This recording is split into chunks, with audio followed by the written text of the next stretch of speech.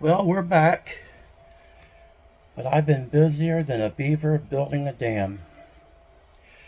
My son Adam dropped off these Holley heads.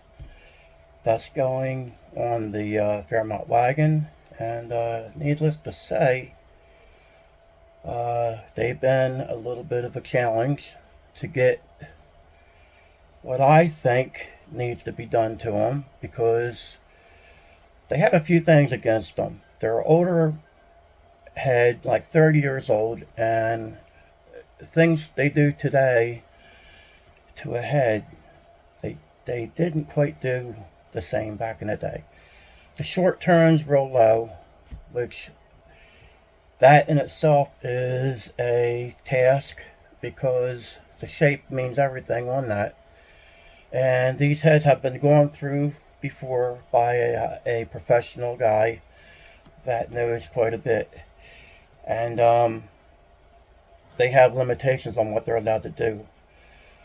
But I don't. So his little tricks of the trade was nice, but we also added some tricks of the trade that I think works. And so it kind of makes what was done to these heads already kind of obsolete, except for it helped me get there a little bit quicker with what I'm doing, some of it.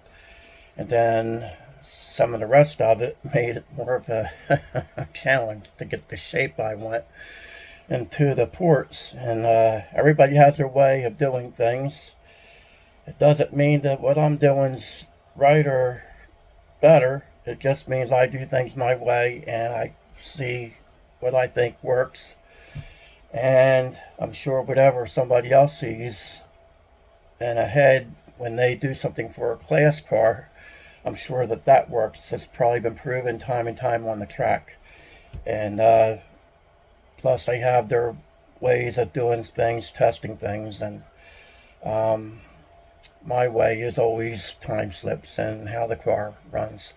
So anyway, I'll show you what we got going on here, a peek of what's going on here. And if you watched Adam's channel, and Adam would be my son in case anybody's not familiar who we're talking about here. My son Adam has his own channel, and these heads are being prepared for his car. And we're trying to do the best we can with a engine that's stock, and he's going to be doing some tricks of the trade to get all he can out of the stock block with cast pistons. So we were originally going to go with some of our factory casting heads and do them up, but we would have wound up with more money in them than what he's going to have in these. So why go through all the extra heartache? But anyway, I just made my port taller here because I didn't like how it came off the bowl area. It's very shallow, so I raised this up best I could, and then I raised the port here because if you angle this here, and if you can tell, it's a nice angle where the air comes off the seat straight up to here, and that should work out pretty well. Now, would I like to raise it more? Yes, I would, but this is very time consuming as it is, and I think it will be just fine considering the circumstances we're under with this engine being a borderline on the compression, which would be, I believe we're going to wind up around in the high 9s or 10 to 1, somewhere in there, 9-8 to 1 or something like that. Adam did the math with the head CC and everything, but we've lost a little bit out of the head due to a bunch of carbon, And I reshaped the combustion chambers some. And so we're pushing the envelope with everything to do with trying to get performance out of a stock block with the piston down in the hole. So we're limited on what we can do. And there's also more I could do to the combustion chamber here, but I got to pick and choose my battles. Do I want to lose more compression out of the engine to pick up a little bit of tiny extra airflow? You got to pick and choose your battles here, so that's what we're doing. So anyway, I thought I'd give you guys a little sneak peek at this and let you see that we're trying to get things done. And I've actually been on these non-stop since we dropped them off. Even skipped dinner last night. And even the first night he dropped these off, he dropped them off around 12 o'clock at night or so, and 12:30, whatever it was. And I was out here till about, I think about 3 o'clock, still messing with them. So, and they were pretty gummed up with carbon and things like that. So, smelling that and breathing that in isn't fun. And yeah, I'm old school. I don't use a respirator or anything. I just get caught up in what I do here, and that's a big mistake. So to you fellows out there, I don't recommend that. Should wear a respirator or have something sucking the air where it's purifying it, a fan or a well ventilated area. So I don't set the best example with that. So anyway, getting back to these heads, they're at a disadvantage as far as making top-notch power. Now, as far as flow numbers, I think the flow numbers would be pretty good. But when you have problems with a short turn being the way that you think works good, and it's not there, there's nothing you can do with it unless you start welding and all that stuff, which we're not doing.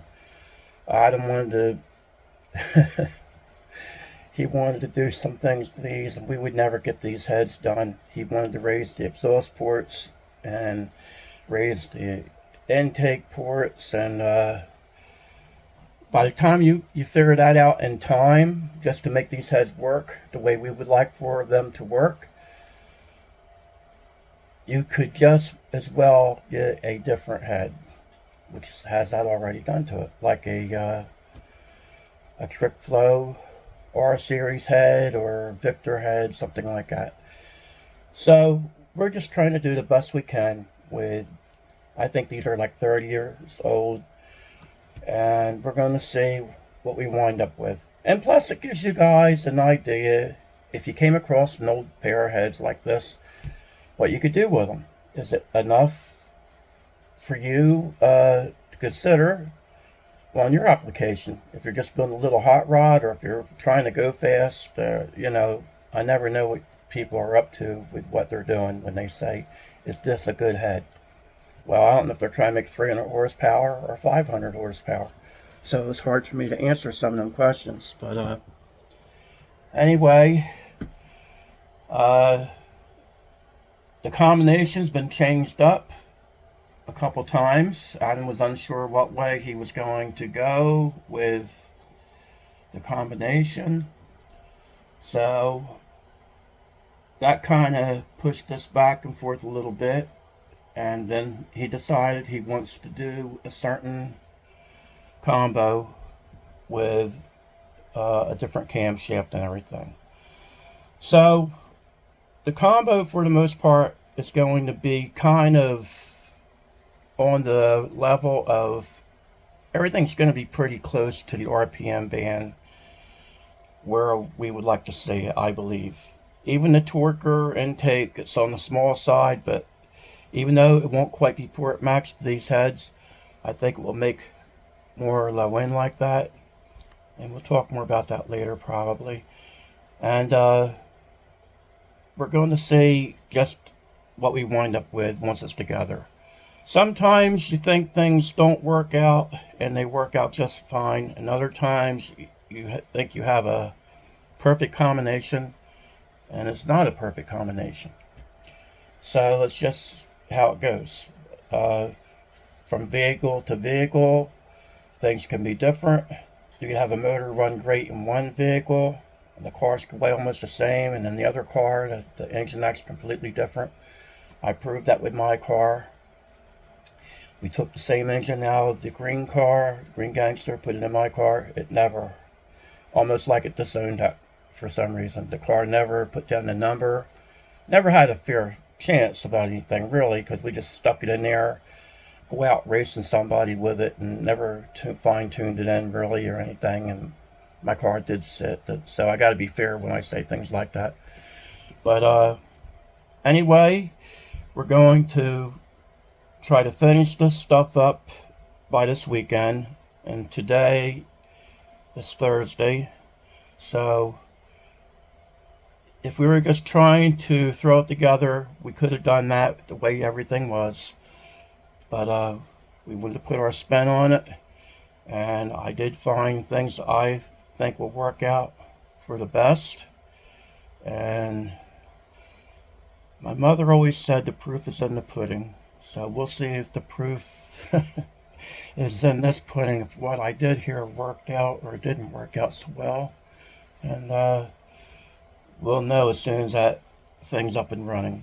So anyway, guys, I want to thank you for watching. And for those who might not know what we're up to here, jump over to Adam's channel, Grover Boys Racing with Adam Grover. And he's done a little build-up about this whole build here. Anybody might not know about this. But a lot of you guys are friends that watch and keep up with him on Facebook and things like that. And some of you guys know more than I do. You know, before I get the message to me sometimes, I have one of the YouTube guys call me up, "Hey, Adam's doing this." I'm like, "You know more than I do." That's how it goes when you have kids sometimes, right? I think we've all been there. So anyway, guys, thanks for watching. I appreciate it. And I will be doing an update on these heads as soon as I get a little bit more done with them. I had these, like I said, pretty well where I thought they were pretty decent. And I said, let me dig into these a little bit more. So that's my downfall. But we'll see how it all winds up when it's all done together. So thanks for watching, and God bless you.